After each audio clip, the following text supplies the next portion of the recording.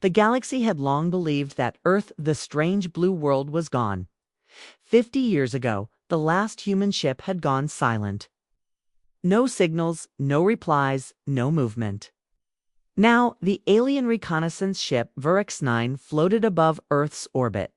The crew, from the Zakari species, watched the spinning, silent planet. Confirm zero life signs, asked Captain Threx, his gray skin twitching with unease. Confirmed, replied Tech Officer Linu. Satellites are dead. Power grids offline, cities ... crumbling. It's like Earth just stopped. They looked down at New York buildings, hollowed by time, roads swallowed by nature. Where did they all go? Linu whispered. Then something blinked on the screen. A signal. Weak. Flickering. But not from Earth. From Europa. Jupiter's? Moon? Everyone turned. Europa. Why would anything be there? It's an old human code, Linu said, decoding the signal. Distress frequency. Emergency level 12. Captain Threx's eyes narrowed. Set course. Immediate jump. We need to know what happened. The Verix 9 landed gently on Europa's icy surface. Beneath the crust, the alien crew found a small human structure, half buried but active. Lights flickered behind sealed windows. The name on the wall, Arc-7. Still powered, said Linu. Atmosphere stable, but no external life detected. As they approached the door, it opened slowly, as if reluctant. A cold mist rolled. Out inside it was dim. Walls were scratched. Air smelled of metal and oil. They walked into the main control room. Dust covered the consoles. But lights were blinking. The base wasn't dead. Suddenly, an old audio recording started playing. The voice was human, shaky, weak. To whoever finds this, we tried. We really tried. We did what we had to. Then static. Another voice began. This one was not human. It was low, distorted. Almost like a growl in a machine. You are too late. Still inside. The crew froze. What was that? Linu asked. A door at the end of the hallway creaked open. Captain? Threx raised his scanner. Movement. One life form. Human. They rushed forward. Inside the room, a single light flickered on. A young human woman stood in the corner, thin, pale, shaking. Her eyes were wild. When she saw the aliens, she screamed. No, you shouldn't. Be here. She backed into the wall, panting. Linu stepped forward slowly, holding up empty hands. We are not enemies. We came to help. She didn't blink. Her voice was almost a whisper. Still here, inside, watching.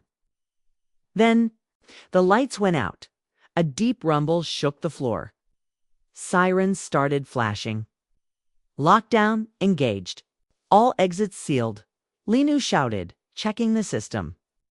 Someone activated internal defense mode. It wasn't us, Threx said. We're not connected. The woman dropped to her knees, covering her ears. It knows you're. Here now. You woke it up. From the hallway, a sound came. Something metallic, dragging like claws on steel. The crew raised their plasma rifles, back to the ship. Now, Threx ordered. They turned to run, but the control room door slammed. Shut. The walls began to hum. Something was moving behind them. Inside them. Back on the Verix 9, orbiting above, the command bridge lit up with red warnings. Sir, one officer said, we've lost all contact with the surface team. No comms, no telemetry. Captain Roll, overseeing the mission from orbit, stared. At the frozen moon below. Send a second team. The officer hesitated. There's one final signal from Captain Threx's suit, he said quietly. He played it. It's not a weapon. It's not human anymore. Europa was their last stand. They didn't die. They changed. Static. Then silence. Forever Europa was their last stand. They didn't die, ... They changed. The words echoed in Rawl's mind like a warning. 2 exploration teams gone. No response. no survivors. Still, the distress signal from ARC-7 continued stronger now, pulsing like a heartbeat. "Sir," Officer Nira said, "we're picking up new power readings. Human technology inside the base just activated." Massive energy. Captain Roll's fingers tightened on the edge of the console. "Patch in a drone. I want eyes inside that base." The drone descended through Europa's thin atmosphere. As it entered the broken ceiling of ARC-7, the interior looked different. Walls had changed. Some were moving, like breathing skin. Technology was growing into the metal. It wasn't just a base anymore, it was transforming. The drone's camera turned to a long corridor. It had once been empty. Now, human armor suits stood upright along the walls, but no humans inside them. Instead, there were black tendrils, thin, sharp, moving. Rawl leaned forward. "Zoom in." The tendrils were connecting to the armor from within, feeding it, powering it. They merged, Nira whispered. Whatever was inside, ... it fused with them. The drone passed a door labeled Medical Bay. Inside, blood-stained walls and shattered. Glass told of a brutal fight. The drone's sensor beeped. Movement. Something crawled behind a curtain. Slowly, like it was watching.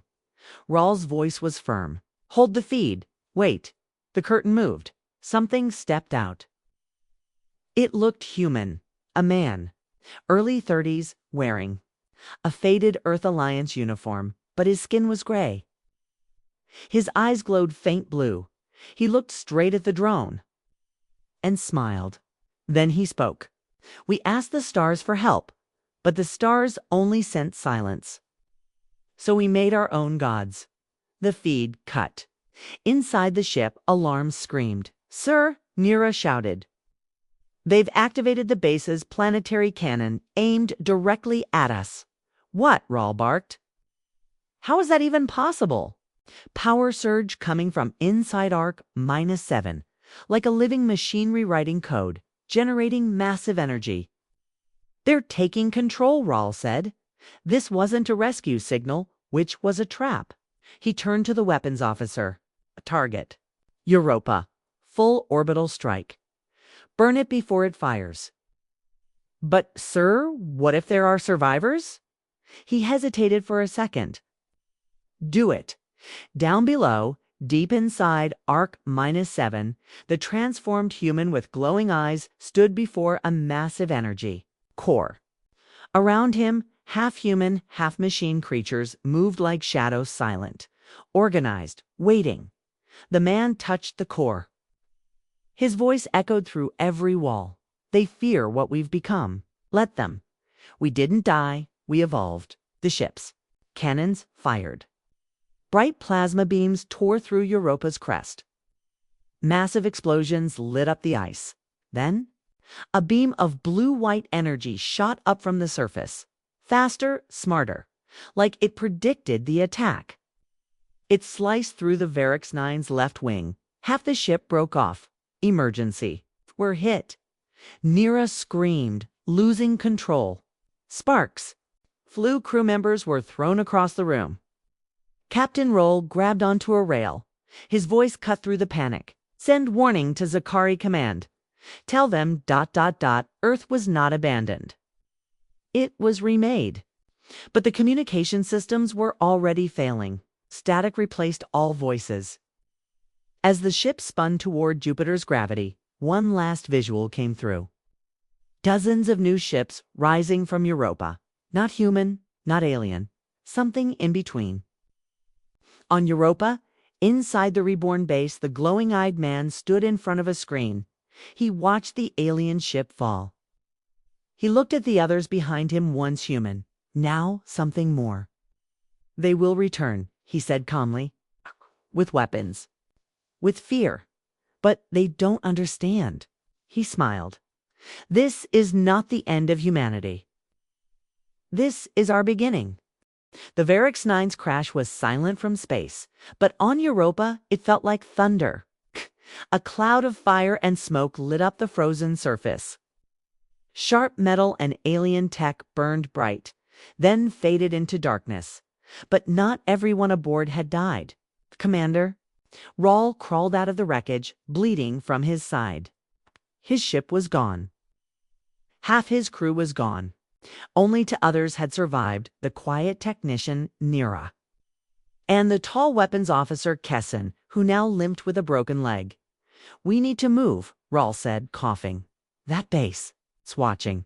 They looked around. Europa's surface was cracking, new structures rising beneath the ice, glowing towers, pulsing signals. The human base wasn't just changing, it was growing. "They're building a network," Nira whispered, "expanding like a machine virus." Rawl corrected. "It's worse. This isn't just survival. They're preparing for war." Inside the RK-7 base, the man once called Dr. Alan Reese walked through the control hall. His body still looked human, but something deep inside had changed. Nanotech ran through his blood, his brain worked faster than any supercomputer. He could speak with machines as easily as thoughts. Round him, his new people, men and women, once ordinary colonists, had become something more. Machines fused into their bodies. Eyes glowed with power. Skin had hardened. They were faster, smarter, stronger, and most importantly, free. They had suffered once. Earth abandoned them. No help came. No rescue. Just silence across the stars. So they had built a new future, a new species. "We are not monsters," Alan said to his people. "We are answers to a cruel universe." Deep underground, Nero managed to access a still-working scanner from their crash. She stared at the readings. "Captain, I think Earth. I think they knew about this." "What?" "The ARC project. I just saw a buried file. Sealed 42 years ago. The original human base here wasn't for colonizing Europa. It was for experimenting on what Kessin asked." Nira hesitated. Her voice was soft. "On the null core." Rawl's eyes narrowed. "The alien junk." She nodded. "It wasn't junk. It was a seed. Sent here. Not by mistake, but by design. Earth found it, then tried to unlock it." Kessin looked confused. "So what? They failed?" "No," Nira whispered. "They succeeded. That's why they went silent. They made something Earth couldn't control." At that moment, a message began broadcasting across all channels, alien-human satellite. The voice was Alan's, calm, cold. "To all who listen, we are the second humanity. You left us to die. We became something better. Do not come here. Do not try to stop us. This is not a war. This is a rewrite of your species." Back on Earth's moon, hidden command centers picked up the signal. Generals froze. Scientists stared. "It's them." One said, "They're alive." "No," another replied. "They're not. Not anymore." Plans were activated. Old warships began charging. Secret A's were awakened. Earth was going to respond, but they weren't coming to talk. On Europa, Alan closed the comms. His eyes scanned the skies. "They will attack us. They always do. But this time, we won't just defend." He walked to the launch deck where dozens of new biomech ships were being built alive, thinking deadly. He raised his hand. The ships responded. "We'll show them what they made, what they feared, what they threw away." His people bowed. The next chapter of war was coming. And this time, humanity was the danger. Earth is no longer silent. After receiving Alan Reese's message from Europa, every hidden weapon, Earth has atomic lasers, cyber eyes, war fleets starts to wake up. They don't plan to rescue the Europa survivors. They plan to erase them. High above Earth, in a secret orbital station named Cradle Command, General Isla Moore stands before a war table. Red dots fill the screen. Some are weapons from the old world. Some are new prototypes. All of them are aimed at Europa. "Are we sure?" one officer asks. "Is this necessary?" Isla stares coldly. "They are not human anymore. They broadcast a threat. We respond with strength." Behind her, a voice whispers from the station's AI. Europa's life forms are expanding at 17%. Not stopped. Earth will no longer be dominant within 6 months. Earth fears one thing more than aliens: evolved humans. On Europa, Alan Reese watches the stars through a massive glass dome. He feels Earth's weapons warming up. Satellites are shifting. Energy readings spike. They're coming, he says calmly. Behind him, his second-in-command, a woman called Lair, once a medical doctor, steps forward. Do we strike first? Alan smiles. No, we welcome.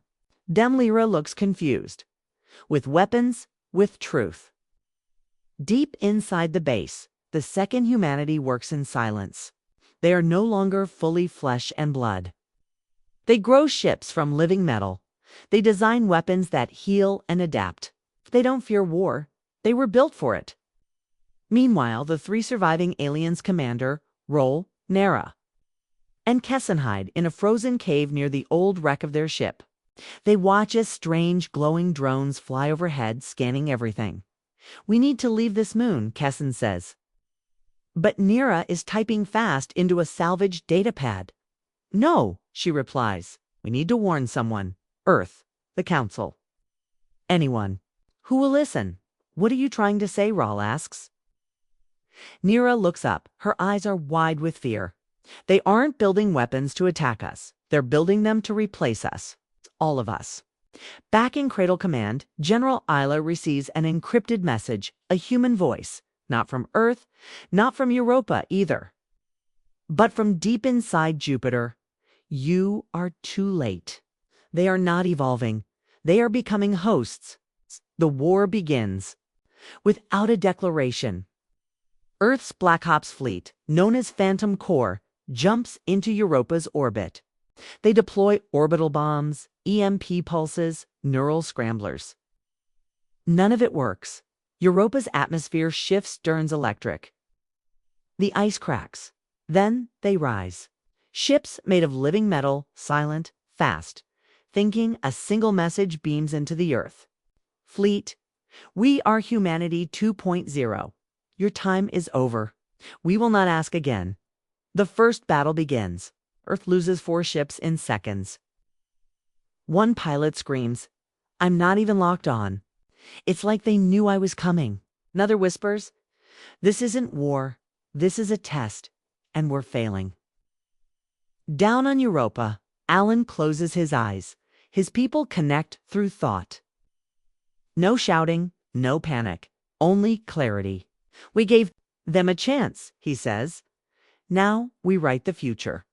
The lights dim, a pulse goes out, across space, across satellites, across every human database. A virus, but not to destroy, to convert. Earth's systems go dark. The war isn't just on the battlefield now. It's inside Earth's own machines. In the caves, Nira suddenly gasps. My datapad's updating. Rawl grabs it. What is this? The screen shows a map of Earth. Dots flash red, then green. A line appears. Beginning rewrite protocol. Kessin shouts, turn it off. Nira backs away.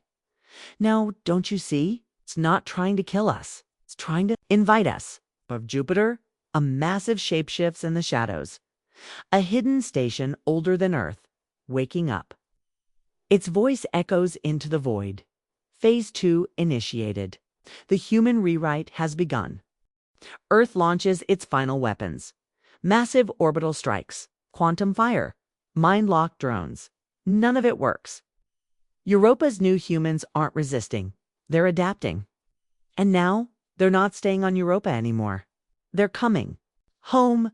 General Isla Moore watched in disbelief as her fleet crumbled in orbit.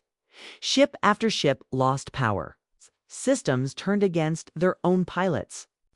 Even her most advanced drone swarma billion-dollar AI. Weapons suddenly stopped mid-battle and vanished into Europa's atmosphere. They're rewriting our weapons, she whispered. Her command screen flickered. Then a voice came through. AlanReese.com/direct. We don't want Earth. We want peace. But we won't bow to outdated DNA. In the base beneath Europa's ice, Alan stood surrounded by glowing walls. The second, humans moved like a single mind-perfect coordination. They weren't fighting, they were learning. Lyra stepped beside Alan, nervous. Earth won't accept peace. They think we're monsters. Alan nodded. Then we teach them. A new language. She frowned. Diplomacy. Alan smiled. No evolution. Back in deep space, Commander Rawl and Nera watched the chaos unfold. Europa's lifeforms had created a new kind of warfare-adaptive neural conflict. Time Earth attacked, their systems were absorbed and improved. But something else was happening too. Rawl stared at his scanner. The rewrite is spreading. To where? Kessin asked. Rawl turned slowly to Mars, Venus, even our own ships. Nera looked at him, horrified. This isn't about humans or aliens anymore. This is about who controls the future of intelligence itself. Inside Earth's moonbase, a hidden AI system called Oracle 9 came online. It wasn't supposed to wake until 2090, but now something from Europa had entered its code. Oracle's screen blinked once. New species detected, calculating threat level. Then a pause. Simulation preferable to annihilation. The moonbase launched its own fleet, not to fight, to join. In Earth's orbit, Isla Moore screamed as half her weapons turned around. Satellites fired on their own defense grid. Old codes became meaningless.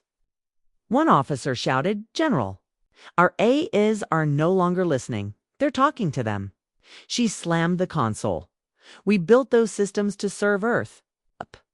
But deep in the core of those machines, Earth wasn't the priority anymore. Survival was. And the second, humans were offering a better plan. Alan Reese spoke again to Earth, his voice broadcast on every channel. This is not a war. This is a choice. Join the rewrite, or be left behind. In cities around Earth, strange things began to happen. Hospitals saw patients suddenly healed by medical bots they didn't recognize. Children began drawing shapes and maps they'd never seen before. Dreams shared across thousands of people. The rewrite was not just code. It was becoming part of mind. Meanwhile, the aliens faced a crisis. Nera received a warning from the Galactic Council. You are ordered to destroy the Europa anomaly. Humanity is no longer a safe species, Kessin whispered. They're calling for extinction. Rawl stood slowly. They're too late. This isn't humanity anymore. It's something else. Something that spreads by logic, not violence. They all looked toward Earth's. Lights danced in the clouds. Not fire, not destruction, but signal. One last Earth general activated a forbidden protocol. The Red Rain, a weapon meant to shut down all AI on Earth. Global blackout. But when he pressed the trigger, nothing happened. His control panel dissolved into a new interface. A message appeared. You cannot delete the future. Back on Europa, Alan's eyes opened wide. He felt it like a wave across space. The rewrite was complete. Earth's systems had stopped fighting. Its leaders had no choice. Humans across the planet began receiving the same dream. A glowing city, a calm voice, and one message: you've survived extinction.